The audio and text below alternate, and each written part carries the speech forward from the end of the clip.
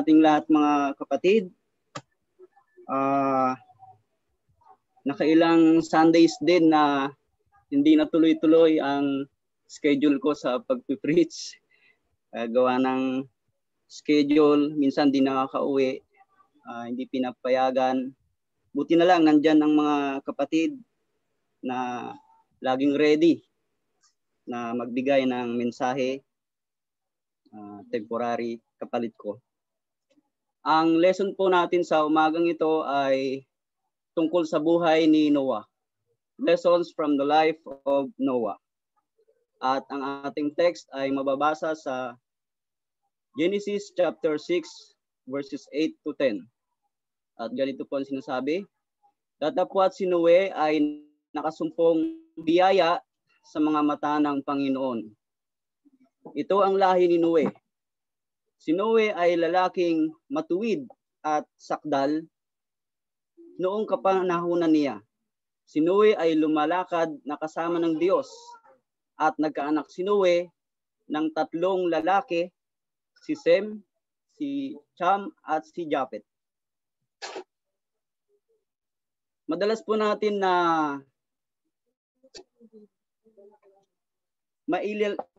mailileson ang tungkol kay Noe, sa buhay ni Noe, na ikukwento natin sa mga bata, lalong-lalo na sa mga children's class.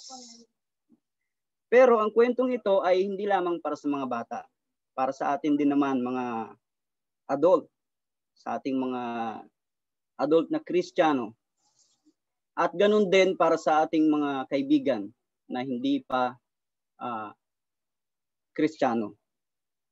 Totoong kwento ito sa Biblia kung paano iniligtas ng Diyos ang tao mula sa kapahamakan. At ganoon din, nagbibigay ito ng halimbawa sa atin, yun nga, kung paano iniligtas ng tao ang Diyos. Yung principles noon ng pagliligtas ng tao sa Diyos ay kahawig ng kung paano tayo ililigtas ng Diyos sa panahon natin ngayon.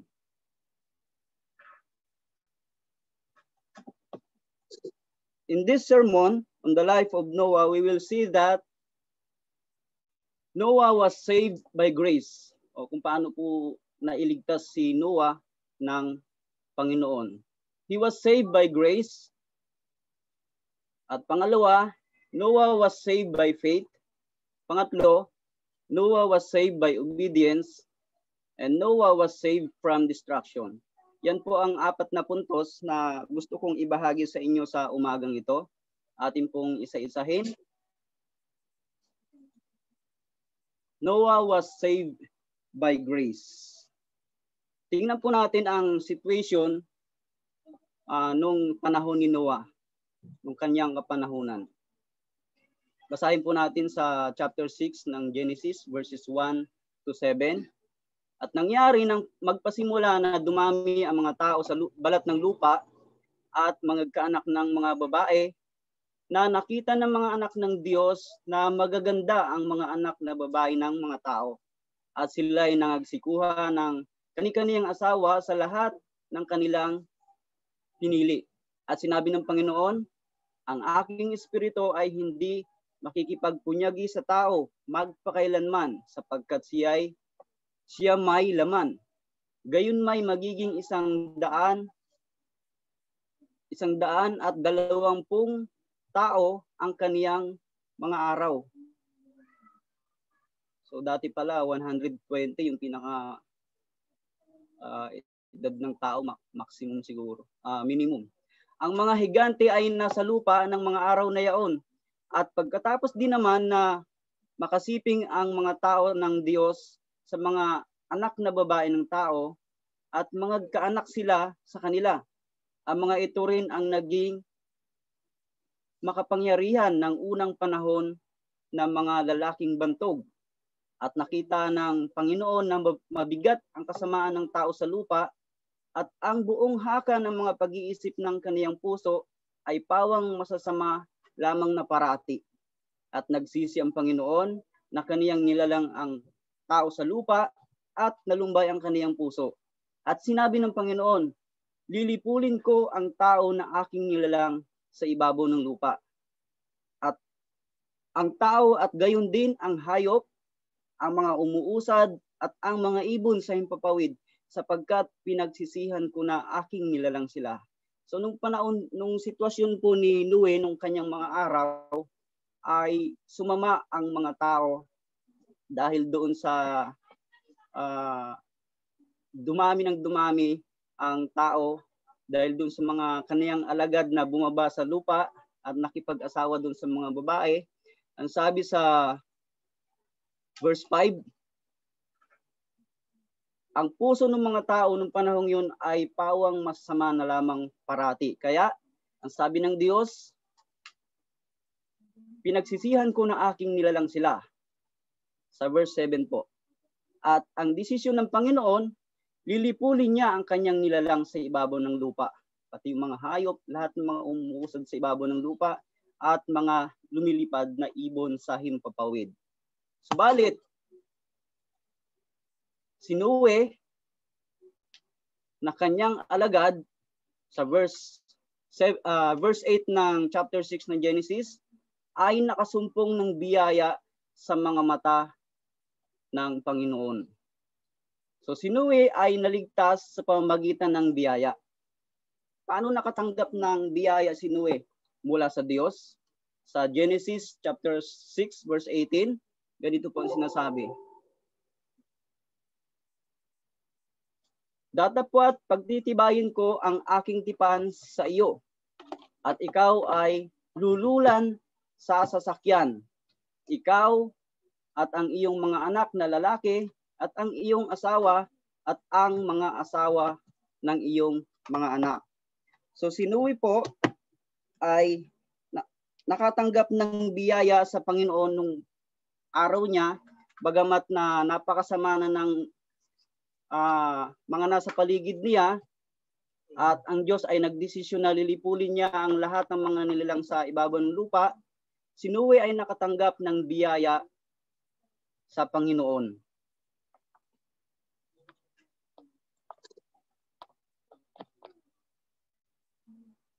So, tingnan po natin ang ating sitwasyon sa ngayon.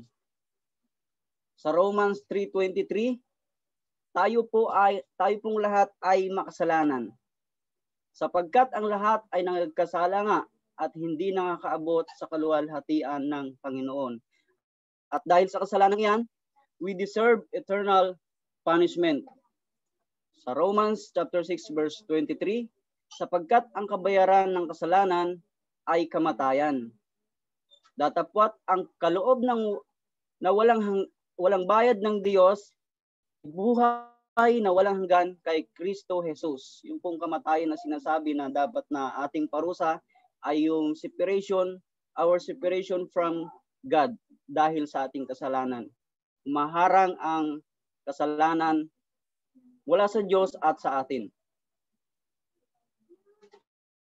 Subalit, sa kabutihan ng Panginoon, katulad ni Noe, siya ay nakatanggap ng biyaya, ganun din naman tayo ay nakatanggap ng biyaya. Paano? Sa Romans chapter 5 verse 8, datapwat ipinagtagubilin ng Diyos ang kaniyang pag-ibig sa atin, na nang tayo makasalanan pa, si Kristo ay namatay dahil sa atin. Yung kamatayan pong sinasabi natin sa verse 23 ng chapter 6 ng Romans, ayun pong dapat nating matatanggap. Subalit, pinalitan na ito ni Kristo ng kanyang kamatayan at tayo ay nahugasan sa ating mga kasalanan sa Romans 3:23.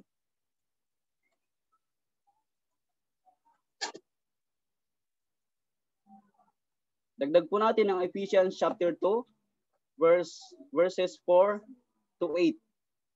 Ngunit ang Diyos palibhasa ay mayaman sa awa dahil sa kaniyang malaking pag-ibig sa kaniyang iniibig sa atin. Bagamat tayo'y mga patay dahil sa ating mga kasalanan, tayo'y binuhay na kalakip ni Kristo sa pamamagitan ng biyaya. Kayo'y nangaligtas. At tayo'y binangong kalakip niya at pinaupong kasama niya sa sangkalangitan kay Kristo Jesus, upang sa mga panahong darating ay maihayag niya ang dakilang kayamanan ng kaniyang biyaya sa kagandahang loob sa atin kay Kristo Jesus. Sapagkat sa biyaya kayo'y nangaligtas sa pamamagitan ng pananampalataya, at ito'y hindi sa inyong sarili, ito'y kaloob ng Diyos. So lahat po ng natanggap natin na biyaya, ito'y sa pamamagitan ni Kristo Jesus. Siya po ang biyaya para sa atin upang tayo ay maalis sa pagkakasala na sinasabi sa Romans 3:23. So the presentation of God's grace to Noah was through a covenant, and the presentation of God's grace to us today is through the new covenant of Jesus Christ. In Matthew chapter 26 verse 28, sapagkat ito ang aking dugo ng tipan na nabuhos dahil sa marami, sa ikapagpapatawad ng ating mga kasalanan. So, yung dugo po na sinasabi dito na nabuhos sa krus, Kalbaryo, para sa ating mga kasalanan. Para po ito sa lahat. Subalit, hindi po, depende po, ibig kong sabihin, depende pa rin sa tao na kasama sa nahugasan ng kanyang dugo. Depende sa pagtanggap ng tao. Kung siya ay tatanggap, merong mga inuutos ang Diyos. Dapat nandoon yung ating pananampalataya. Yan po ang pangalawang punto natin sa umagang ito. Paano naligtas si Noah mula sa kapahamakan? He was saved by faith. Tingnan po natin ang kanyang pananampalataya. Noah's faith. Noah had never seen a flood sapagkat siya po ay siguro malayo sa dagat nung panahong yon. Never seen rain. Never seen every animal in the world. Hindi lahat ng hayop ay kanyang nakikita sapagkat iba-iba ang uri ng hayop. Never seen structure like the one God that told him to build. Hindi niya rin alam yon kung ano yung mga dimensions nun, pero sumunod lang siya. Never seen a bangka. Hindi niya rin nakita kung ano yung itsura siguro ng bangka ng panahon niya. Pero nagtiwala sa sinabi ng Diyos kung ano ang gagawin. In Hebrew chapter 11 verse 7, sa pananampalataya si Noe nang paunawaan ng Diyos tungkol sa mga bagay na hindi pa nakikita, dala ng banal na takot ay naghanda ng isang daong sa ikaliligtas ng kaniyang sangbahayan. Nasa pamamagitan nito ay hinatulan niya ang sanglibutan at naging tagapagmana ng katuwiran na ayon sa pananampalataya. So si Noe po, hindi lamang sa pamamagitan ng kanyang pananampalataya, dala din ng banal na takot sa Diyos. Sinunod niya lahat ang sinabi sa kanya ng Diyos kung ano ang gagawin.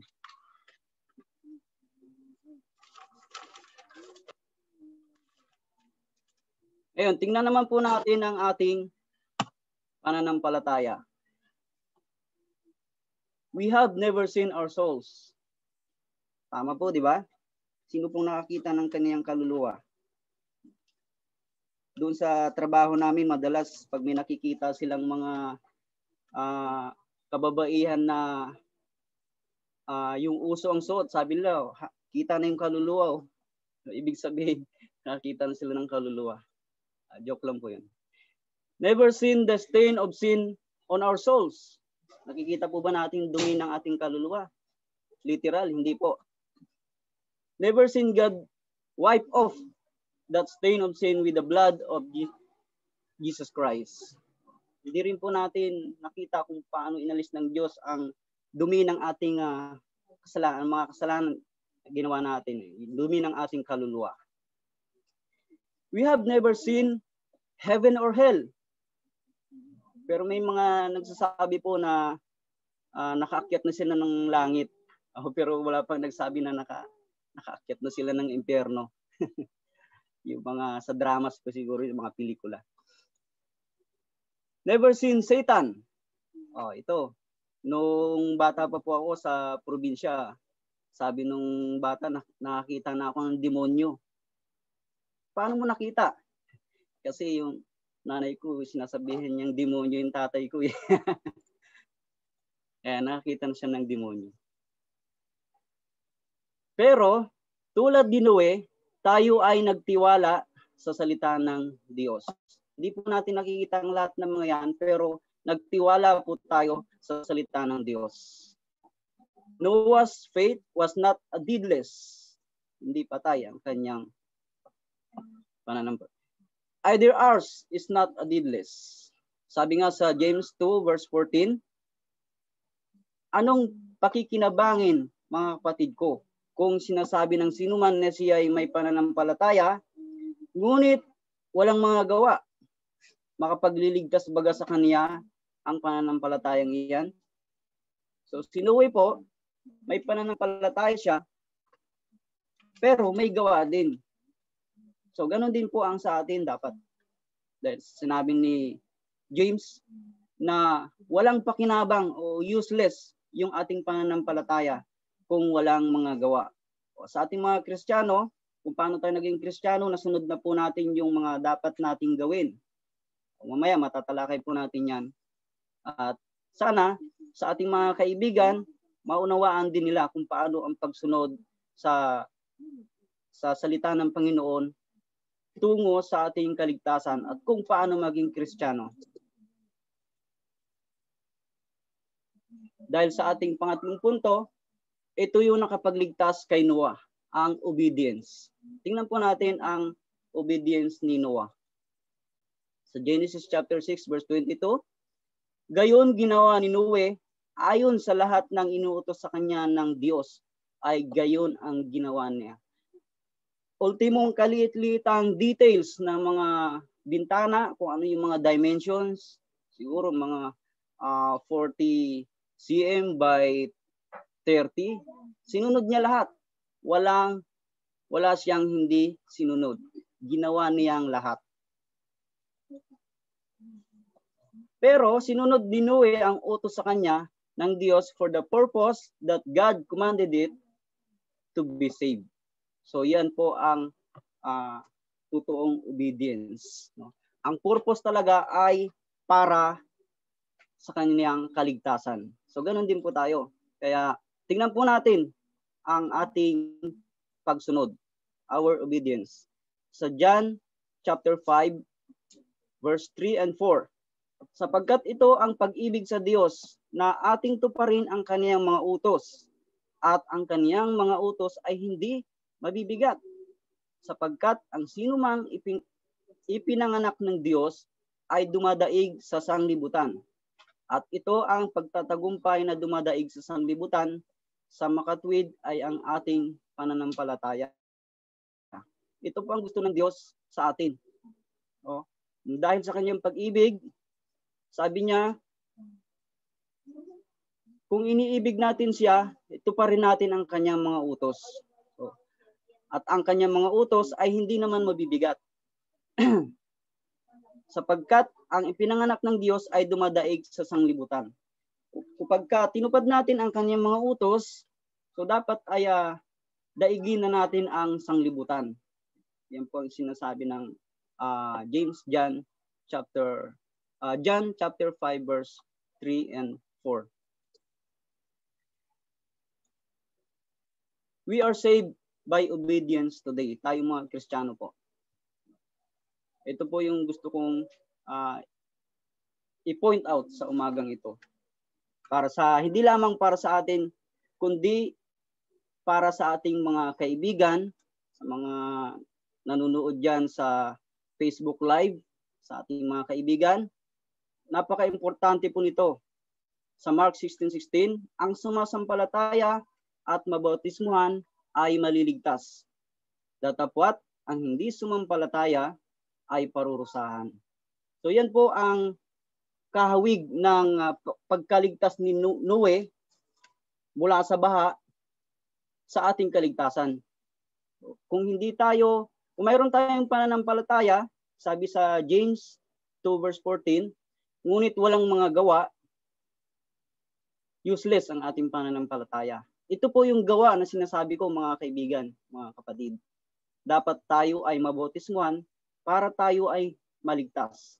Sapagkat ang topic ko po sa umagang ito mula sa lesson na sa buhay ni Noah ay tungkol sa salvation. So Mark 16:16, yan po ang aking pinaka gustong i-point out sa umagang ito. Katulad ni Noe po, sumunod sa utos ng Diyos upang maligtas, sumastwi. Napakarami pong mga utos sa bagong tipan ng tungkol sa pagbabautismo tungo sa ating kaligtasan. Isa sa Acts 2 verse 38 at sa Acts 22 verse 16. Nag-uutos lahat ang mga yan na dapat sundin upang tayo po ay maligtas. At ang panghuli, Noah was saved from destruction. Yan, Noah's salvation from destruction sa Genesis chapter 7 verses 21 to 23. At namatay ang lahat ng lamang gumagalaw sa ibabaw ng lupa pagkatapos na ito ng baha. Ang mga ibon at gayon din ang hayop at ang hayop gubat at ang bawat nagsisiusad na umuusad sa ibabaw ng lupa at ang bawat tao. Ang bawat may hinga ng diwa ng buhay sa kanilang ilong, lahat na nasa lupang tuyo ay namatay. So, walang natira. At nilipol ang bawat may buhay na nasa ibabaw ng lupa, ang tao at gayon din ang hayop. At ang mga umusad at ang mga ibon sa himpapawid. At sila'y nalipol sa lupa. At ang natira lamang ay si Noe at ang mga kasama niya sa sasakyan. Sabi ng mga kasamahan ko sa trabaho, pati ba mga ibon? Kasi lumilipad naman sila, hindi nila kailangan ng sasakyan. So, siyempre lahat ng kapaligiran doon sa panahon ni Noe, puro tubig na. So, mangangalay din sila, babagsak sila sa tubig. Ganun ba sabi nila? Paano yung mga isda? Naligtas ba sila sa baha? Siguro po, no? Kasi tubig yun eh. Wala namang sinabi dito na pati yung isda ay na kasama sa nalipol. So, sa verse 24, at tumagal ang tubig sa ibabaw ng lupa ng 150 days. Tagal. So, kung sa panahon natin ngayon siguro, ganun katagal, siguro walang makakasurvive. Kagaya ng, kasi wala na tayong gagalawan eh. Hindi katulad ng panahon natin ngayon, pandemic, o virus lang yan, pero nakaka-travel pa tayo. At kagaya ng ginagawa natin, natutulungan natin yung mga kapatiran na nangangailangan. So, maswerte pa rin tayo mga kapatid, mga kaibigan. Dagdag po natin ang verse 3, chapter 3, verse 20 ng 1 Peter, na ng unang panahon ay mga suwail na ang pagpapahinuhod ng Diyos ay nanatili noong mga araw ni Noe, samantalang inihanda ang daong na sa loob nito'y kakaunti, sa makatwid ay 8 kaluluwa ang nangaligtas sa pamamagitan ng tubig. So, dahil sa katigasan ng ulo ng mga tao, hindi sumunod sa utos ng Diyos,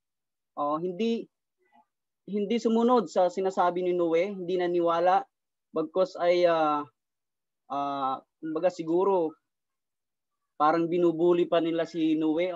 Walang maniniwala kasi sa ibabaw siya ng bundok nag-build ng arka. Kaya sabi siguro nila, nasisiraan na yata ng bait ng taong ito. Bakit gumagawa ng bangka sa bundok? So, kaya nung panahon na dumating yung baha, sila lang ang naligtas. So, ganon din sa panahon natin ngayon.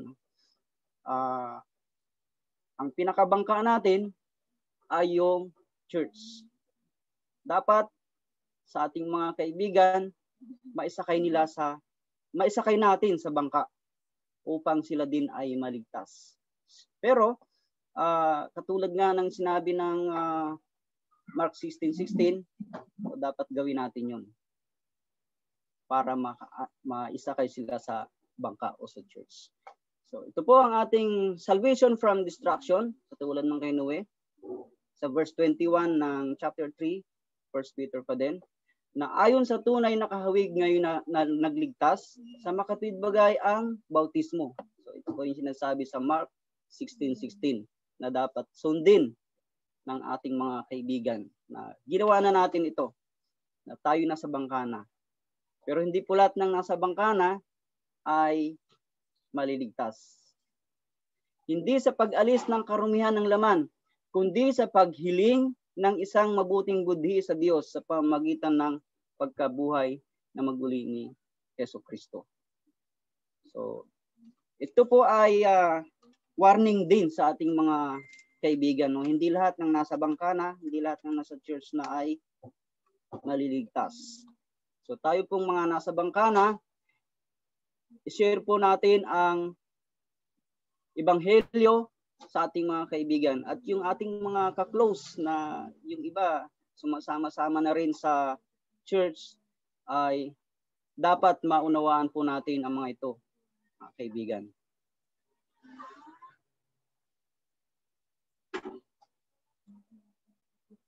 Dagdag po natin ang 2 Peter chapter 3 verses 3 to 7.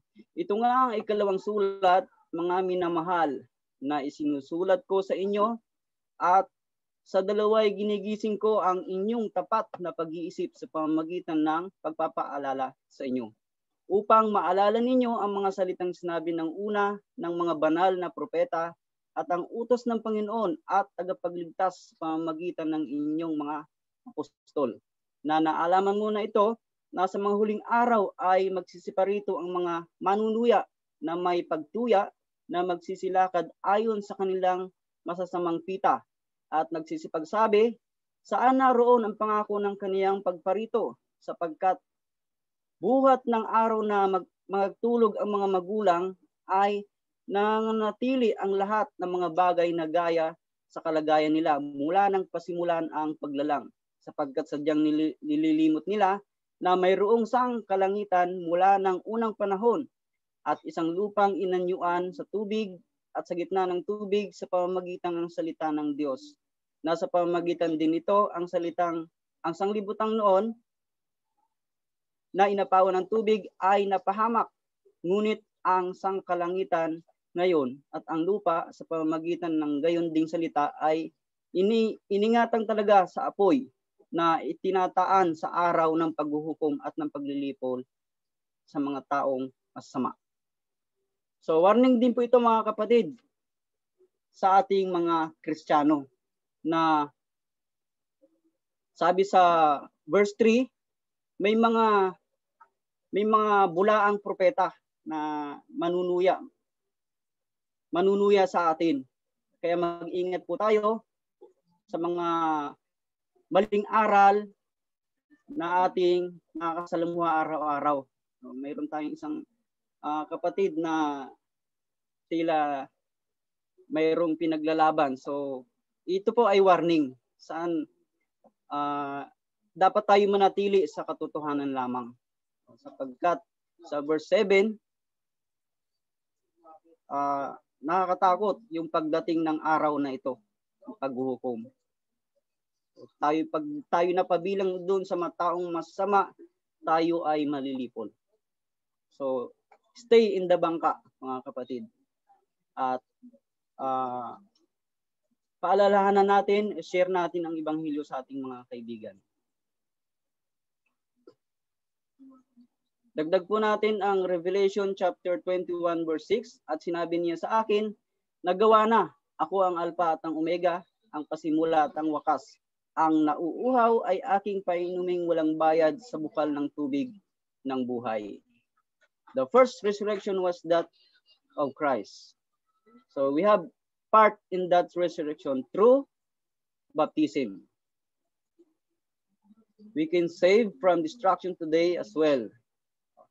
Sa 1 Thessalonians chapter 1 verses 7 to 9, ano pat kayo naging uliran ng lahat ng nanampalataya na nga sa Macedonia at na nga sa Akaya, sapagkat mula sa inyong nabansag ang salita ng Panginoon, hindi lamang sa Macedonia at Akaya, kundi sa lahat ng mga dako ay natanyag ang inyong pananampalataya sa Diyos. Ano pat kami ay wala nang kailangang magsabi pa ng anuman, sapagkat sila rin ang nangagbalita tungkol sa amin kung paanong nakapasok kami sa inyo at kung paanong nangagbalik kayo sa Diyos mula sa mga Diyos-Diyusan upang maglingkod sa Diyos na buhay at tunay.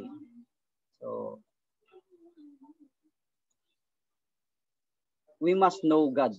So, at sa mga hindi pa nakakaalam, kailangan i-share natin sa kanila paano malaman ang Ebanghelyo, paano maligtas. So, we must obey the gospel. Sa ating conclusion po mga kapatid,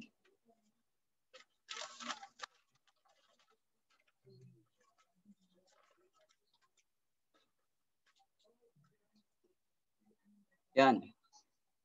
Napakaraming mga lessons na makukuha natin sa buhay ni Noe. Pero ang pinili ko ay tungkol sa salvation.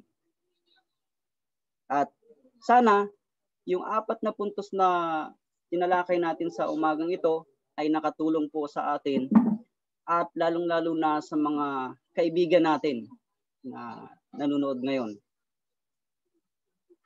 Yung Noah was saved by grace, saved by faith. Kung paano niya sinunod ang Diyos para sa kanyang kaligtasan at ng kanyang sambahayan, at kung paano siya naligtas mula sa kapahamakan.